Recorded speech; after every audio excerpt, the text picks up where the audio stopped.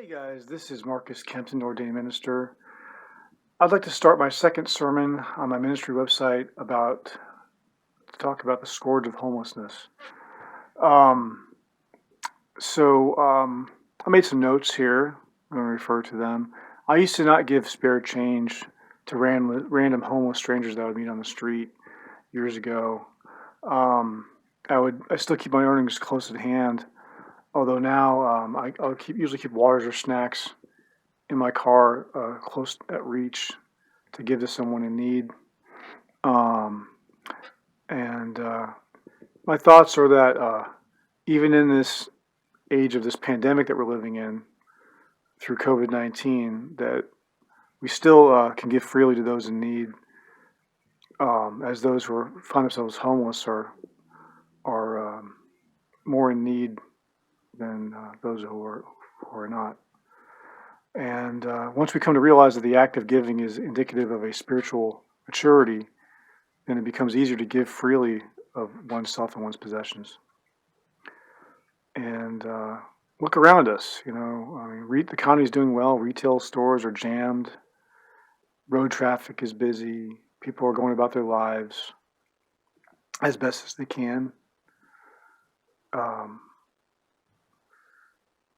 the economy is doing well, in my opinion. And we appear to be on the road to recovery. I'd like to talk to employers. If you're an employer in need of staff, consider giving a homeless person a job, entry level, even sweeping floors. No position's too menial. Many homeless people have high IQs. They've just found themselves fallen onto adversity and hard times for one reason or another. Last night I was driving home and I came to an intersection and I ran into someone on the street who, not literally, but someone had motioned to me on the corner of the intersection, standing on the intersection, to roll my windows down, which I did. And then he proceeded to ask me for a few dollars, which I didn't have on me. And he's like, do you have any food? I'm hungry. And I didn't have anything I could reach.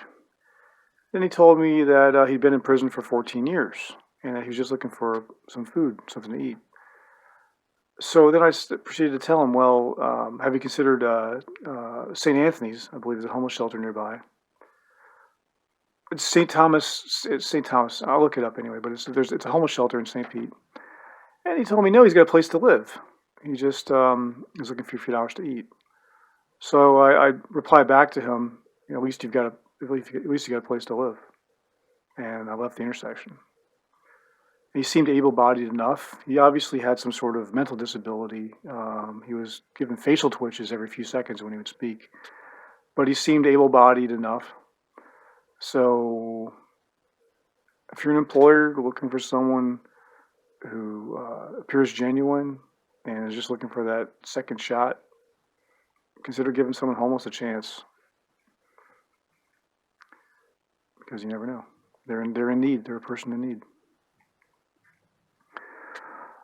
And some homeless may have fallen victim to drug addiction, but of course, a drug test will find out the answer to that question. Earlier this year, I broke up with my girlfriend.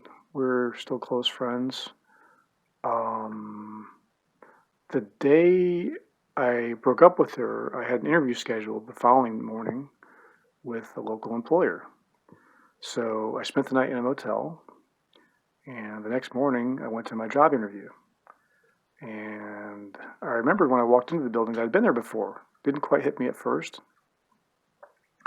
But after walking in and meeting the owner, I realized I'd been in the building before for sure, and I'd met him before. And he also remembered my resume that I handed to him after reading it. And it was a job for a videographer. And I got the job. Turns out that he needed more than a videographer. He also needed an editor and all kinds of other tasks done at his studio. My employer is a book publisher and has a production studio in the same facility. And so I've been working for him most of the year. And not only is he a book publisher and a producer, but he's also a professional landlord. So I ended up getting out of my hotel quickly. And at the time, I was living in an Airbnb. I was moving around from one Airbnb to another. And after a couple of months, my employer offered me a place to live with one of his properties that he owns. And so that's where I live today, working for my employer and living in one of his properties. And where I'm recording the sermon from is not, in fact, where I live. This is my girlfriend's house, ex-girlfriend, but we're still close. And so I'm over here for the afternoon recording the sermon. I've been quite so lucky. I would have had to rely on my family or friends. And if that didn't pan out, then I would have had to rely on my local community's resources, such as the social services centers that offer job placement and shelter. And if you just do a little research in your own community, I'm sure you could find, if you ever find yourself on the verge of homelessness, there are local resources that every American community offers help for each citizen. I'd like everyone seeing this to be more mindful of the homeless. If you've never given the homeless a $5 bill, someone asks you for it, don't worry about where it's going. Don't worry if it's going to buy a bottle of liquor or some beer or whatever. Just give it to them. Be more mindful of those who are more in need than yourself, and help somebody out who needs help, with a gift, no matter how big or how small. Next time you come across a soul in the street in need, make it a habit. Make it a habit to give. I was working marketing when I'm not working at the production studio and not working on my film productions. I work in marketing, and I was given some extra grab bags of goodies. I was giving away to at a recent promotion I was working locally, and so I kept them in my car. I didn't want to really eat all that stuff, a bunch of snacks and drinks and things, and I kept them in my car. And every time I'd see someone who was in need, I would get out of my car, go into my trunk, and give them a grab bag full of snacks and drinks. And almost every person I met who was homeless was very, very thankful and blessed me for giving them that. A couple of them were just wanted money or whatever, but I still gave it to them because they're more in need. The point is, they're more in need than I was of those things.